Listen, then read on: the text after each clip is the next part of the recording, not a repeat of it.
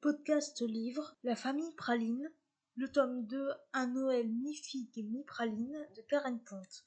Présentation du roman. Le titre en VO du roman est Un Noël mi-figue mi-praline. Il a été publié en France en 2024 aux éditions Fleuve. Il fait 217 pages. Je lui ai mis la note de 7 sur 10 et le conseille à tout le monde. 4e de couverture. La famille Praline est une famille unie et pleine d'amour. Enfin, la famille Praline est une famille unie. Oui, bon, la famille Praline est une famille. Le précédent Noël des Pralines n'est pas simplement raté.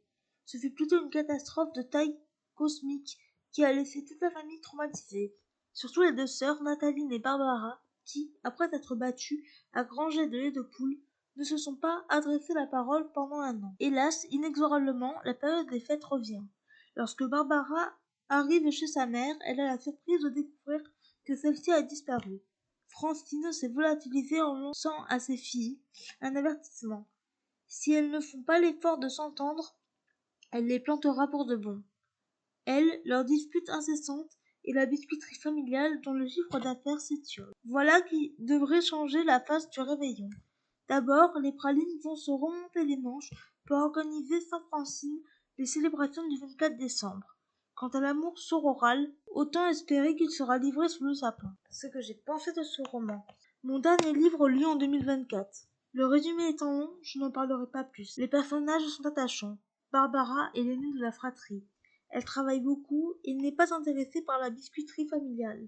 Elle a une fille, Brune, qu'elle a l'impression de ne pas connaître. Nathaline, la sœur de Barbara, est passionnée de pâtisserie et a repris l'entreprise familiale depuis la mort de leur père. Elle a un mari, Hervé, et une fille, Ninalou. Elle est très sensible. Brune et Ninalou sont deux cousines très différentes l'une de l'autre. Brune est discrète, adore la lecture et ne parle pas beaucoup. Ninalou, elle, est extravertie et pleine de vie. C'est une adolescente avec ses humeurs. La maman de Nathaline et Barbara aime ses filles plus que tout. C'est une femme mystérieuse. L'intrigue est simple, efficace et gourmande. Ce livre est le tome 2 d'une petite série. Ce roman raconte l'histoire du point de vue des adultes. Le tome 1, lui, raconte la même histoire, mais du point de vue des adolescents. L'écriture de Karen Ponte est pleine d'humour. Ce roman se déroule pendant Noël. L'ambiance des fêtes est présente. La couverture est belle. La fin est très jolie. J'ai tout de même trouvé des petites longueurs. En bref, cela a été une bonne lecture qui m'a permis de bien finir l'année. Extrait du livre. Ce que je ne lui dis pas, c'est que ce rejet paternel a ancré une certitude en moi. Un parent peut avoir des préférences entre ses enfants. Les points forts de ce roman, les personnages, l'intrigue, l'écriture et la fin, les points faibles de ce roman, les petites longueurs. Voilà, ça est tout pour ce podcast. J'espère qu'il vous aura plu. N'hésitez pas à me donner votre avis et vos commentaires sur YouTube, à vous abonner à la chaîne. Et je vous retrouve très bientôt pour un nouveau podcast. Ciao!